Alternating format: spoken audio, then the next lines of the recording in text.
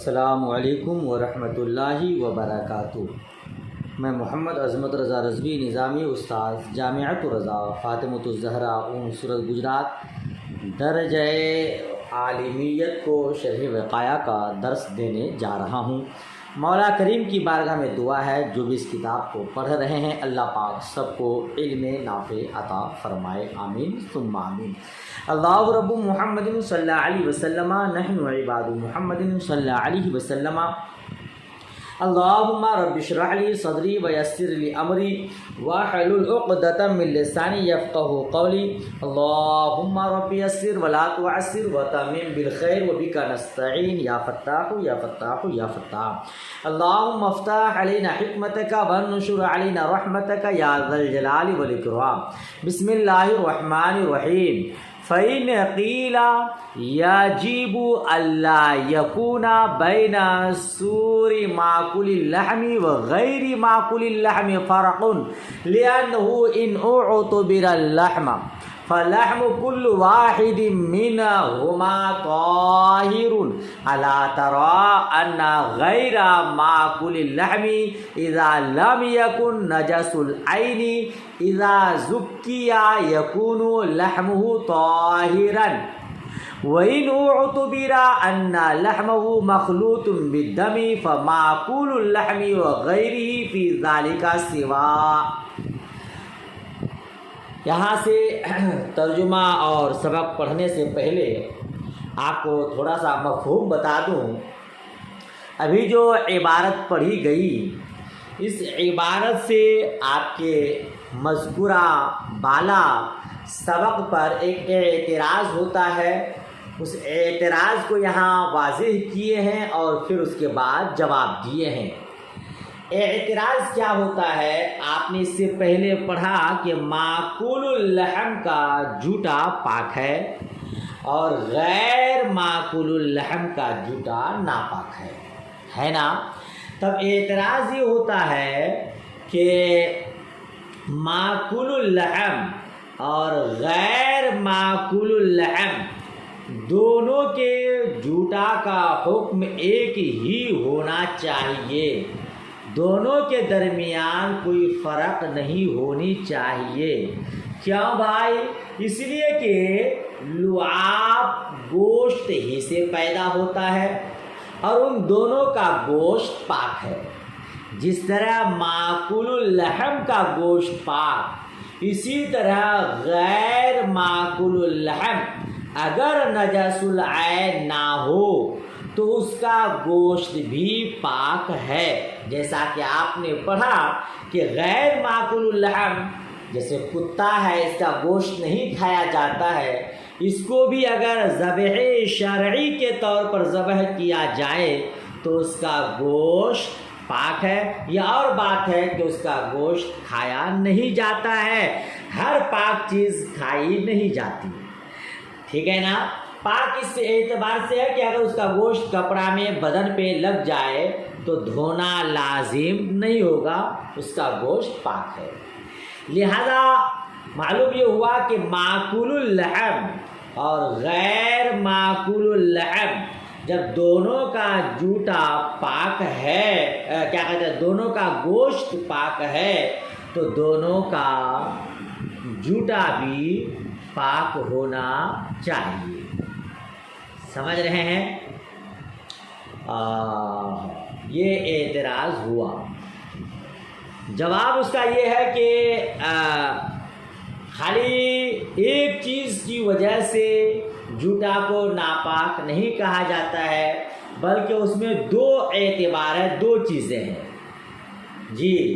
جب حرمت کرامت کی وجہ سے نہ ہو تو یہ نجاست پر دلالت کرتی ہے، لیکن اختلاط خون باعث نجات ہے۔ لہذا غیر معقول حیوان زندہ ہو تو اس میں دو باتیں نجاست کا سبب بنتی ہیں، ایک گوشت حرام، دوسرا اختلاط دم یعنی خون کے ساتھ ملنا، ٹھیک ہے، تو گوشت حرام ہو اور وہ اختلاط دم کے ساتھ ہو تو اس طرح کیا ہو جائے گا، گوشت ناپاک ہوگا، اس سے پیدا ہونے والا لعاب یعنی جوتا یہ ناپاک ہے۔ یعنی یوں سمجھیے کہ جوتا کی ناپاکی میں دو چیزوں کا اعتبار ہے، ایک تو گوشت حرام ہو اور دوسرا خون کے ساتھ ملا ہو، یہ دونوں چیزیں پائی جائیں گی تو جوتا ناپاک ہوگا۔ ان دونوں میں سے ایک چیز پائی جائے، مان لیجیے گوشت حرام ہے مگر اختلاط دم نہیں ہے، یا اختلاط دم ہے گوشت حرام نہیں ہے، تو پھر جوتا ناپاک نہیں ہوگا۔ لہذا معقول اللحم اور غیر معقول اللحم میں فرق ہے، کیونکہ معقول اللحم میں صرف اختلاط دم پایا جاتا ہے، گوشت حرام نہیں، حرمت لحم نہیں ہے، لہذا ایک چیز کی وجہ سے وہ ناپاک نہیں ہوگا۔ اور جن چیزوں کا جانوروں کا گوشت نہیں کھایا جاتا ہے وہاں دو باتیں پائی جاتی ہے، ایک حرمت لحم یعنی گوشت کا حرام ہونا اور دوسرا اختلاط دم، یہ دونوں چیزیں پائی جائیں گی تو ناپاک، ایک چیز پائی جائے تو ناپاک نہیں۔ اسی کو اس سبق میں بیان کیا گیا ہے۔ ترجمہ دیکھیے، فَإِنْ قِيلَ يَجِبُ أَنْ لَا يَكُونَ بَيْنَ صُوَرِ مَعْقُولِ اللَّحْمِ وَغَيْرِ مَعْقُولِ اللَّحْمِ فَرْقٌ، کہتے ہیں اگر اعتراض کیا جائے، فَإِنْ قِيلَ اگر اعتراض کیا جائے کہ معقول اللحم اور غیر معقول اللحم کے جوتے میں کوئی فرق نہیں، کیا اگر اعتراض کیا جائے، یجب ہاں ضروری ہے کہ معقول اللحم اور غیر معقول اللحم کے جوتے میں کوئی فرق نہ ہو، کیونکہ اگر گوشت کا اعتبار کیا جائے تو ان دونوں کے گوشت پاک ہے۔ اللہ ترى، کیا آپ نہیں دیکھتے کہ غیر معقول اللحم جب نجس العین نہ ہو، جب ذبح کیا جاتا ہے تو اس کا گوشت پاک ہو جاتا ہے، اگرچہ اور اگر گوشت کو مخلوط بالدم کا اعتبار کیا جائے، یعنی گوشت خون سے ملا ہے اس کا اعتبار کیا جائے تو معقول اللحم اور غیر معقول اللحم اس میں دونوں برابر ہیں، کہ معقول اللحم کا گوشت بھی خون سے ملا ہوتا ہے اور غیر معقول اللحم کا گوشت بھی خون سے ملا ہوتا ہے، لہذا دونوں برابر ہیں، تو یا تو دونوں کا جوتا ناپاک ہونا چاہیے یا پھر دونوں کا جوتا پاک ہونا چاہیے، دونوں میں کوئی فرق نہیں ہونی چاہیے۔ سمجھ شریف میں بات آئی؟ قلنا الحرمۃ اذا لم تکن للکرامۃ فإنها آیۃ النجاست لكن فی شبہۃ ان النجاست لاختلاط الدم باللحم اذ لولا ذلك بل يكون نجاست لذاته لكان نجس العین وليس كذلك۔ ہم کہیں گے کہ حرمت جب کرامت و شرافت کے سبب سے نہ ہو تو یہ حرمت نجاست کی علامت ہے، لیکن اس میں شبہ ہے کہ نجاست اختلاط دم باللحم کی وجہ سے ہے، اس لیے کہ اگر یہ بات نہ ہو بلکہ اس کی نجاست لذاتی ہی ہو تو یقیناً نجس العین ہوگا، حالانکہ معاملہ ایسا نہیں ہے۔ ٹھیک ہے، کیا مطلب؟ اگر اختلاط بالدم کی وجہ سے کیا ہو، نجاست ہو، تو وہ لذاتی ہی کیا ہو جائے گا، نجس العین ہو جائے گا، حالانکہ معاملہ ایسا نہیں ہے، ہر غیر معقول اللحم نجس العین نہیں ہے۔ تو غیر معقول اللحم اگر زندہ ہو، غیر معقول اللحم اذا كان حيا فاللعاب متولد من اللحم الحرام المخلوط بالدم فيكون نجسا لاجتماع الامرين۔ ٹھیک ہے، تو اگر غیر معقول اللحم اگر زندہ ہو تو اس کا لعاب مخلوط بالدم حرام گوشت سے پیدا ہوا ہوگا، لہذا دو امر یعنی حرمت و اختلاط بالدم کے جمع ہونے کے سبب وہ نجس ہوگا. سمجھے آپ؟ کیا اگر غیر ماکول اللحم زندہ ہو، جس کا گوشت نہیں کھایا جاتا ہے، وہ زندہ ہو تو اس کا لعاب مخلوط بالدم حرام یعنی حرام خون سے ملنے کی وجہ سے پیدا ہوا ہوگا. لہذا دو امر یعنی حرمت اور اختلاط بالدم کے جمع ہونے کے سبب سے وہ ناپاک ہوگا. صفحہ پلٹیے. سمجھ شریف میں بات آئی. غیر ماکول اللحم جس کا گوشت نہیں کھایا جاتا ہے، اگر وہ جانور زندہ ہے تو اس کا لعاب دو چیز کی وجہ سے ناپاک ہوگا. ایک تو اس کا گوشت حرام ہے، دوسرا یہ کہ اس کا گوشت خون کے ساتھ ملا ہے. یہ دو باتیں ہوں گی تو لعاب ناپاک ہوگا. ٹھیک ہے. اما فی معقول اللحم فلم یوجد الا احدہما، لیکن معقول اللحم میں تو نہیں پائی جاتی ہے ان دونوں میں سے، فلم یوجد الا احدہما تو نہیں پائی جاتی دونوں باتیں مگر ایک، یعنی جن کا گوشت کھایا جاتا ہے اگر وہ جانور زندہ ہے تو ان میں یہ دو باتیں نہیں پائی جاتی ہے کہ گوشت بھی حرام ہے اور خون سے ملا ہے، بلکہ دونوں میں سے ایک بات پائی جاتی ہے، وہ ہوا الاختلاط بالدم، اور وہ ہے اختلاط بالدم، یعنی اس کا گوشت خون سے ملا ہوتا ہے، اس کا گوشت ناپاک نہیں ہوتا ہے. فلم یوجب نجاست السور، لہذا جھوٹا کی ناپاکی کو ثابت نہیں کرے گا. نہیں سمجھے؟ دو باتیں ہوں گی تو لعاب ناپاک ہوگا، پسینہ ناپاک ہوگا، جھوٹا ناپاک ہوگا. دو باتیں کیا؟ گوشت حرام اور خون کے ساتھ ملا ہو. جن کا گوشت کھایا جاتا ہے کیونکہ ان کا گوشت حرام نہیں ہوتا ہے تو صرف اس میں ایک بات پائی جاتی ہے کہ اس کا گوشت خون سے ملا ہے، لہذا ایک بات کی وجہ سے جھوٹا ناپاک نہیں ہوگا. لأن هذه العلة بانفرادها ضعیفة، کیونکہ یہ علت تنہا ضعیف ہے. اذا الدم المستقر في موضع لم يعطى له حکم النجاست في الحي، کیونکہ جب خون اپنی جگہ ٹھہرا ہو تو اسے ناپاکی کا حکم نہیں دیا جاتا ہے زندہ میں.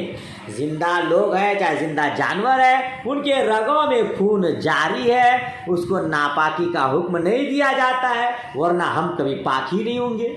ٹھیک ہے نا.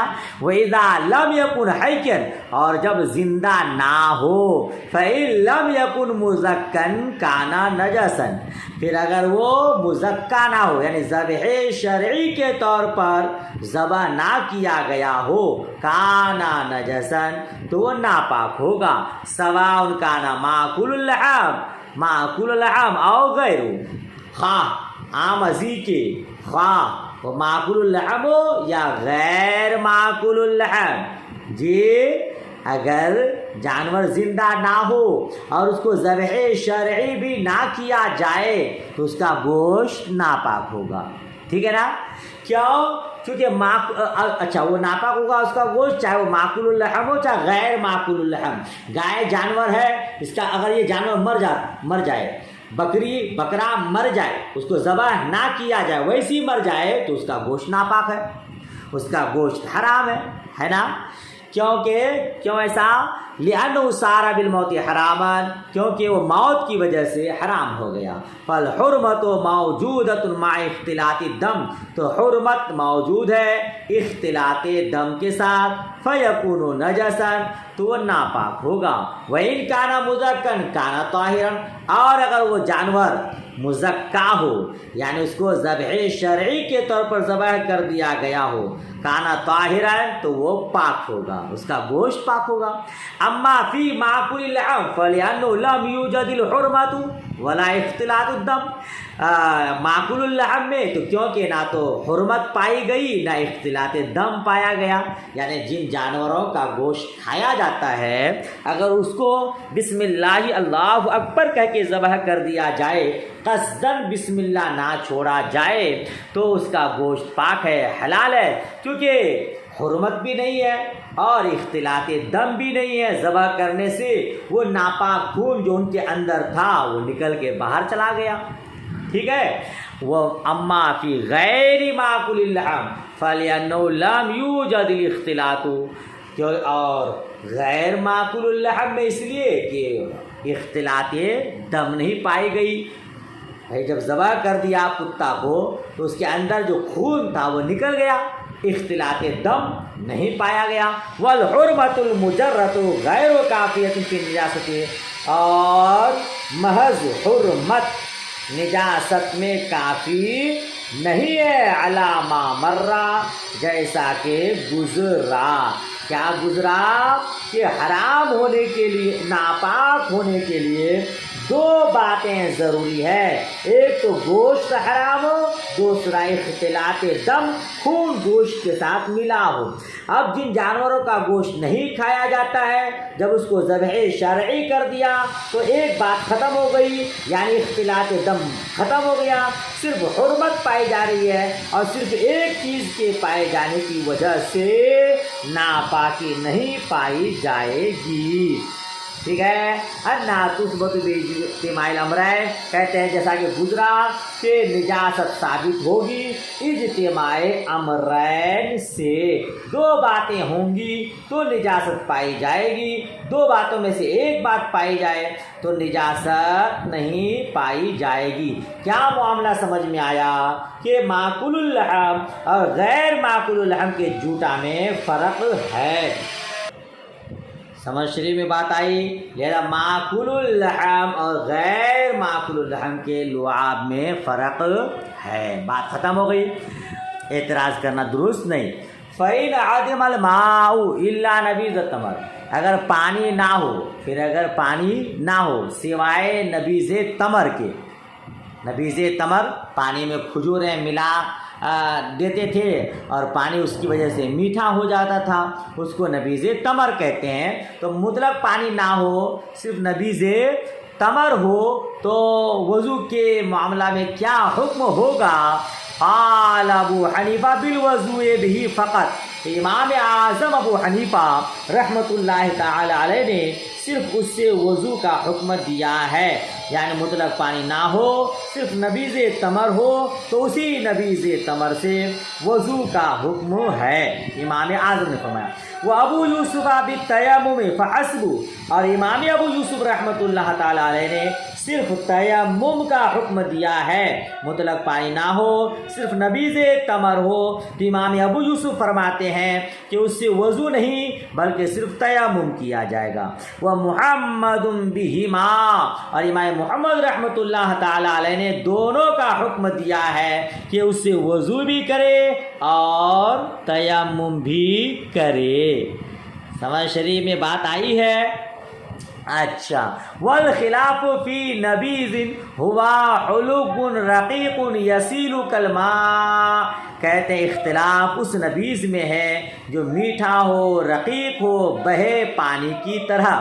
اما اذا اشتد وصار مسکرا لا يتوضأ به اجماعا، لیکن جب گاڑھا ہو جائے اور نشہ آور ہو جائے تو اس سے وضو نہیں کیا جائے گا بالاجماع۔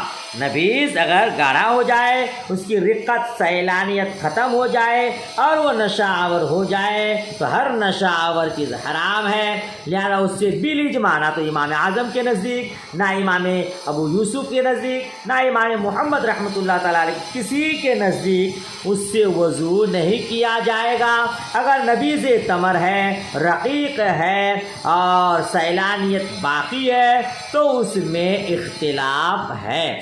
خاص کر کے یہاں نبیذ تمر کو بیان کیا گیا ہے چونکہ دوسرے نبیذ، مثال کے طور پر انگور، گیہوں، چاول، ان کے نبیذ سے وضو کرنا جائز نہیں ہے۔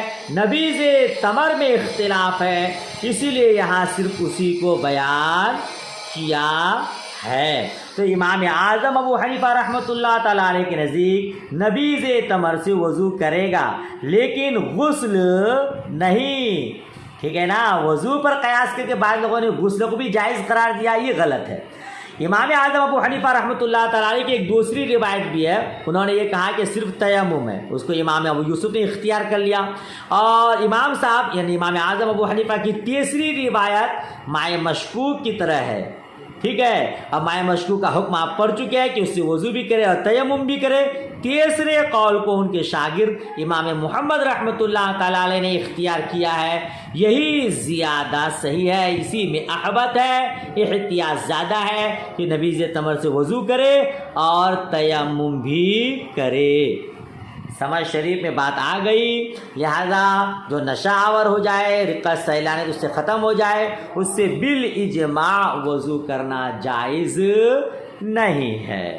ماشاءاللہ، امید کرتا ہوں آپ کو پورا سبق سمجھ میں آ گیا۔ اگر نہ آئے چونکہ جامعہ میں کام چل رہا ہے، کہیں کہیں آواز میں ڈسٹرب ہو رہا ہے، کہیں سمجھ میں نہ آئے تو آپ کمنٹ کیجئے گا، انشاءاللہ اس کو سمجھانے کی کوشش کروں گا۔ اللہ کریم کی بارگاہ میں دعا ہے مولا کریم آپ سب کو اعلیٰ ترین کا ذہن عطا فرمائے، قوت حافظہ میں اضافہ فرمائے، صحیح سمجھ عطا فرمائے، محنت کی توفیق رفیق عطا فرمائے، آمین ثم آمین۔ مجھ گنہگار کو بھی دعا خیر میں یاد۔ اللہ حافظ، خدا حافظ۔